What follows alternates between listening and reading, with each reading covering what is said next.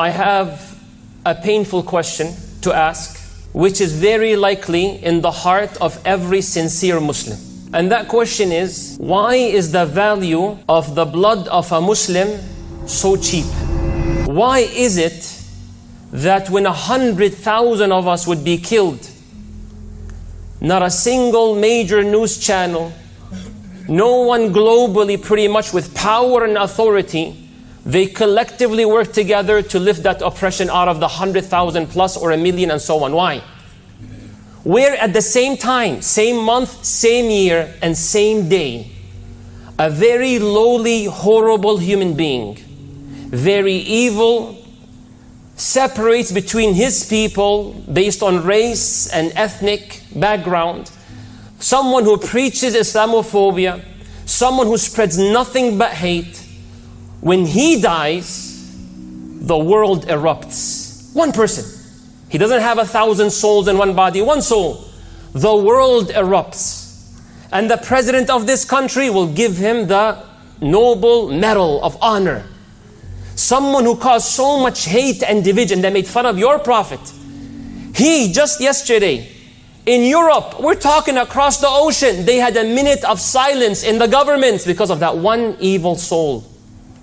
Whereas so many righteous have passed and not a single minute of silence or whatever, though we don't really care much about it, has ever been taking place. Question comes back to this.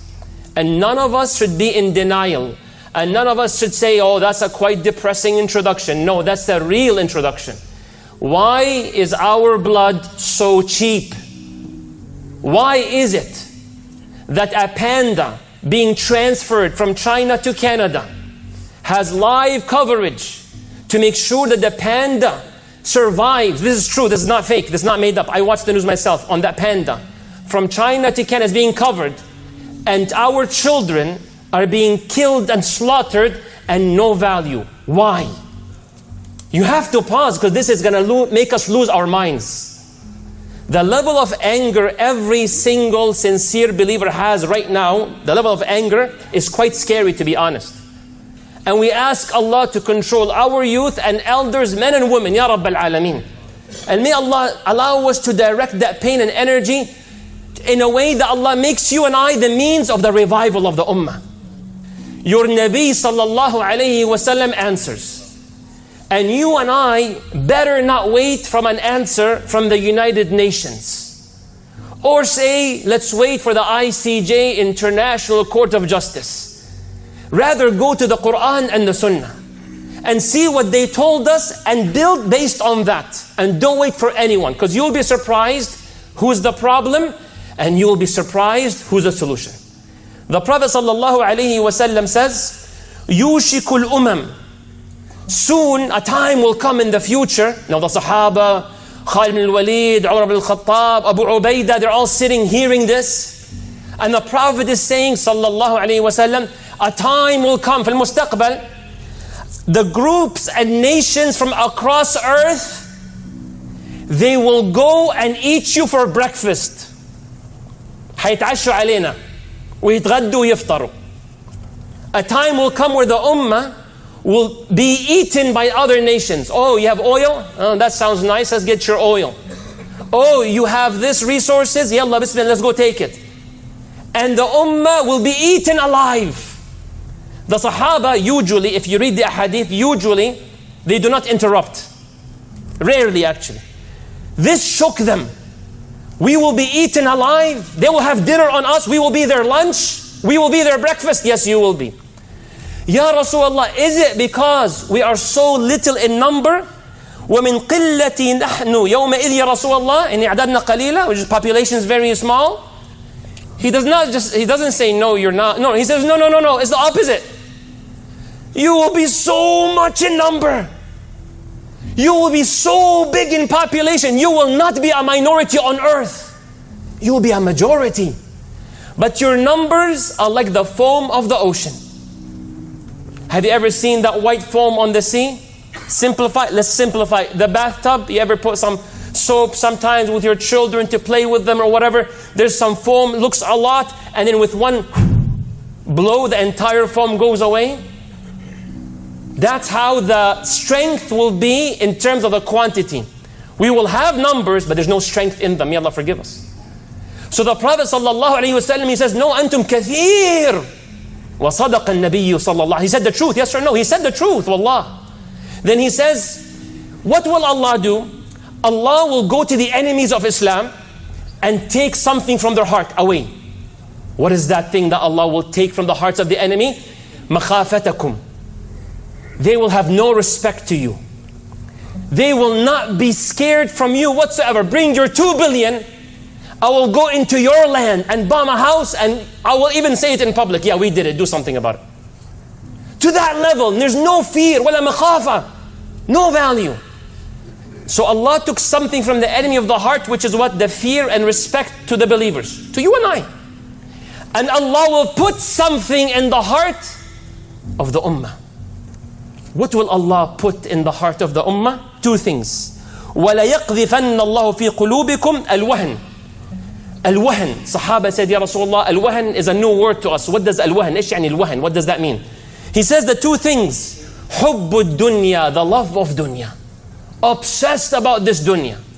وَكَرَاهِيَّةُ الْمَوْتِ, and you will hate death. What does that mean? Is this our situation? So far things look like it is. The numbers, quite 2 billion people. The value, low, all-time low, worse than the Apple stocks that dropped yesterday after iPhone 17. It went down by $100 billion.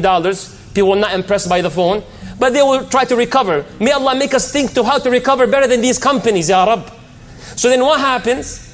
The numbers are high. Our value is all-time low. They don't have respect to us. Everything is exactly what he's saying. But then, do we love the dunya so much at the expense of our faith?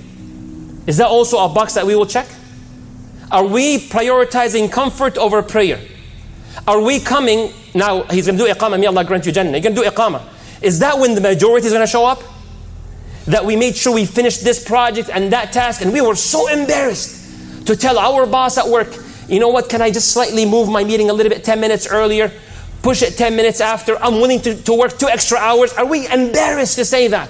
When that same boss that you have will take a cigarette break for 15, 20 minutes. Did we reach that level?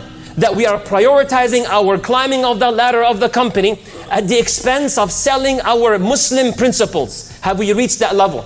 Are we at a point that we have retirement packages, 401k plans, and we do not know where the money is at? We don't care, but we keep refreshing that page on Vanguard or Fidelity to see what's the number. What's the number being built based upon? I don't care what company is being invested in. That's the money I'll be making. Have we reached that level? What about karahiyatul maut? What about the other part? Hating death. Talking about the day of judgment. The grave. Malakul maut. You will meet Allah. Being concerned. Is that a topic that is shut down? Do we have data that says that? People are not interested in this. It's quite depressing. People are not willing to understand how talking about death is a great thing to talk about. Why is it when I went to a city, without naming it, or I regularly go give lectures, regularly, and then the numbers are great, we move to the topic of death and akhirah, and the numbers dropped. Why is that? You may say, oh, marketing. Sure, possibly.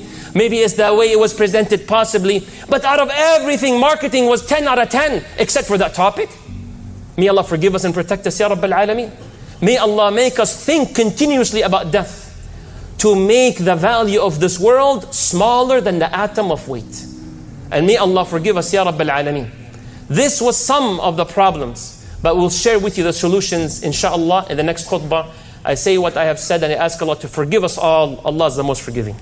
Bismillah wa salatu wa salamu ala rasulillah wa ala alihi wa sahbihi wa sallam. The Prophet sallallahu alayhi wa sallam is going to give you more root causes. Do we not want to know why we're doing pretty bad?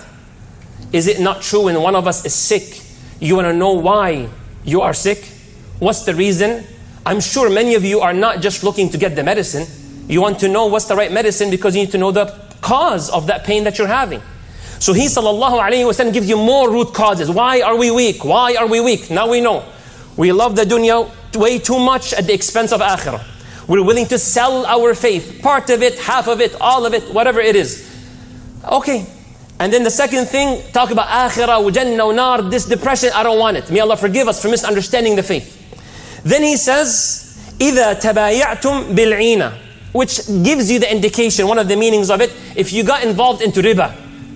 Simple translation in English, interest. You got involved in it, khalas, loosely.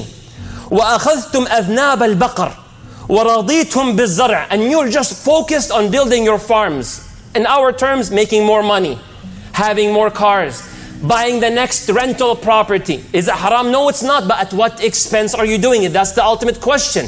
You want to do extra hours of work. May Allah grant you health. But at what expense? You keep missing Fajr every single day. How was your Fajr and my Fajr today? Be honest. Oh, I slept in. You're a human being. It's okay. How about yesterday's Fajr? How about 2 days ago Fajr? What's wrong with us? May Allah forgive us all, including myself. I'm the first one that needs to hear this before anyone else.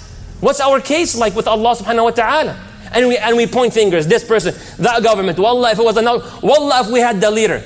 I am telling you, wallah, if we had Rasulullah sallallahu alaihi wasallam, it will not change much until we change along with it. How you say that? Ghazwat Uhud, the battle of Uhud, the leader Rasulullah sallallahu alaihi wasallam. Sahaba, a small percentage of them, they were told, stay on the mountain. Do not go down until I tell you go down. Very clear, black and white, nothing gray. The believers were winning the battle. So a group of them wanted to go down the mountain. About 10 of the 50, they said, no, stay up. The Prophet said, only when he tells us to go down, we go down. But yeah, we won that. It was metaphorically. Yeah, بالمعنى, just like, he said, don't go down. The Prophet told us, don't go down. He said, no, it's okay. We won. And they went down. What happened to the army of the Muslims? They lost. They didn't win the battle. It was devastation. Mus'ab passed away. Hamza passed away. Your Nabi sallallahu alaihi wasallam was closer to death than ever. Lost his teeth. Helmet entered his cheeks. Why is that? A group of his team disobeyed Allah and the Prophet sallallahu alaihi wasallam. One command. What's the state of the Ummah when they disobey 1,000,000 commands? Just logic. Use math. One command was broken.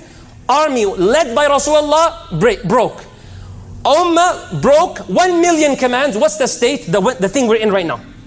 It's very logical. It's not depressing. It's good. Sometimes it's quite painful. So you can now solve the problem. Ya Rasulullah, please, just like how you diagnosed my problem, just like how you gave us the root causes, Ya Rasulullah, tell us what is the solution. Number one, you notice something, is that you have to realize the solution is to know that you are the problem. I am the problem. Majed Mahmoud is part of the problem. You are part of the problem. If you are misbehaving based on what Rasulullah said. So that's good news. Why is it good news? You just said, I'm the problem. Since you're the problem, then you are the solution, inshallah. Don't wait for no one. Don't wait for no Mahdi, though he will come authentic hadith. Don't wait for Isa ibn Maryam, he will come based on Quran and Sunnah. Don't wait for anyone. You go act upon whatever Allah has given you in means. That's number one. I'm the problem and I'm the solution, inshallah. That's number one.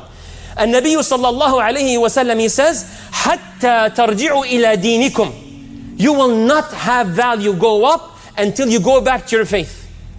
Until you go back to your deen. And we know what's happening in Gaza and across the world and in Sudan is quite dark. May Allah protect us, Ya Rabbal Alameen. And I'll be very honest and loving. I'm part of this community. Qawmi. If we're going to end up making Gaza nationalistic, you will not smell victory. I'm telling you from now. If it's all about the flag, it's all about the dabka, it's all about that. If you circle that only this will be victorious, wallahi, you are far from the truth. It comes when you salli. It comes when the Prophet told you, these are not my fancy words, I went to ChatGPT, give me a strong line. No. The Prophet said, لا ينزعه حتى ترجعوا إلى دينكم. Allah will not take away that situation until you go back to your deen. These are His words. So no one should come, brother, this is theory, this is practical, it's not theory. Stop looking outside. Stop begging people at the expense of you not begging Allah subhanahu wa ta'ala. Allah told us, you will not change until you change from within. You have to believe that how you talk, how you act, how you behave at work, it impacts the bloodshed across earth. This is not an exaggeration. It's you, inshallah. So some of the things you look back at yourself. How is your salah? The pillar of Islam. How is your salah in front of Allah subhanahu wa ta'ala? How is your sleeping schedule? Are you trying your best to become a better person? Waking up for Fajr. Do you know how to calculate your zakah? Wallah, it's complicated. Zakah is the pillar of Islam. Not a single male, I'm telling you as someone who loves you, and I ask Allah to protect me and protect you and forgive us all. Not a single one, I can't even see a child right now, to be honest. Except this, may Allah grant him Jannah, Ya Rabbil Alameen. You cannot go sleep tonight not knowing how to calculate your zakah. It's impossible. It is insanity that a pillar of Islam you don't know how to calculate. It is a shame. And we're saying, oh, this person, don't you blame no Qatar, or blame no Syria, or blame no Iran. Blame no one but yourself. Zakah you cannot calculate. I'm saying this on a minbar. I'm not directing it on this person or that person. After the khutbah, you talk to me, you all know me, or many of you know me. I'm calm. Akhi, it's okay, we all make mistakes. I'll talk to you like that one-on-one. But now, I'm not going to talk to you like that. I'm talking collectively. Why did I'm talking about myself. I'm going to expose myself. Our brother's name is Anas. May Allah grant him Jannah. Saw me at Majed al-Salam. Many years ago. He said, where is your 401k invested in? I said, Wallah Anas, I'm not sure. I was giving lectures. Okay, and too long ago, but not that long ago. He said, what do you mean you don't know? I said, I don't know. He's like, you'll go give lectures. You don't know where your money is at? You don't know what you'll be feeding your children when you retire? I said, Anas, relax, man. Okay, inshallah, I'll work on it. He said, what do you mean, inshallah? He's like, right now, you're not going home. Yeah, family, homework. What do you mean? Let's go. And we went to a coffee shop, and he insisted. And we sat, open it. What do you have? Fidelity. Log in. I don't know the password. Yeah, forgot password. Figure it out.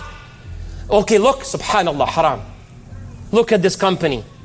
Wallah, I didn't know, ya Anas. Akhi, you can't do this. You can't do this. You shouldn't accept it yourself. Open it up. Expand the package. You expand it. This and this and this and that. Haram. Not even negotiable. I'm having goosebumps right now, and this was 10 years plus ago. May Allah forgive us, Ya Rabbil Alameen. So I'm telling you, when I said I'm part of the problem, I was. And I may still be in other aspects. But may Allah make us solve the problems. May Allah make us means of guidance. So what do we end with? Number one, learn the deen of Allah. Start with that. Rabbi zidni ilma. Allahumma zidna ilma, Ya Rabbil Alameen. May Allah increase us all in the beneficial knowledge. Your knowledge, your iman now, I ask you by the one who made you, your iman now, at what time is it? 12:23. Is it the same as at 12? It's impossible. Because you heard the hadith. You heard this reminder. You got this example. Your iman goes up, so learn. And you get to solve the problem. May Allah send us more Anas, like the brother who was sent to me. The second thing, friends. Who are you befriending? Who are you around? You need to adjust that to truly change. It is extremely difficult. I'm sure I can relate to at least half of you. For you to want to eat healthy when the whole family eats unhealthy. You all know that. It is very difficult to want to sleep early, turn off these lights, and everyone is staying up very late at night. It's very difficult. So you need to change that circle, because you are torturing yourself when you are thinking you'll be embarrassed if you tell someone, you know what, I'm not going to be a part of this right now. I won't be able to do this anymore. It is quite painful, but you're better off being embarrassed in front of these people than being embarrassed in front of Allah Yawm al-Qiyamah. May Allah grant us strength, Ya Rabbil Alameen. Speaking is very easy. Almost anyone can come and give this fiery speech and move the hearts, inshallah, and all that stuff. But now, watch me how I behave when a cop stands outside and he says, are you trying to incite violence? I'm like, me, I'm inciting violence? No, watch the... We get nervous. Talking is easy. I'm being very, very honest with you. It's very easy. But may Allah make you and I walk the talk. May Allah make you and I live the ayat. And this is the promise of Allah subhanahu wa ta'ala. And in conclusion, what does Allah say? وَلَا تَهِنُوا وَلَا تَحْزَنُوا. Allah says, don't be depressed. Don't feel too down. وَأَنْتُمُ الْأَعْلَوْنَ. You're the winners. How, Ya Allah? إِن كُنْتُمْ مُؤْمِنِينَ. If you're true believers, you will win. Allah promised you, and Allah will never break His promise. You and I are in Bani Israel mode, phase 1. You and I are in Egypt right now. We are facing Fir'aun. Allah sending us Musa, which is the people of Gaza. They are our Musa. And we need to cross once the sea splits, so we can pass the Ibnillah subhanahu wa ta'ala.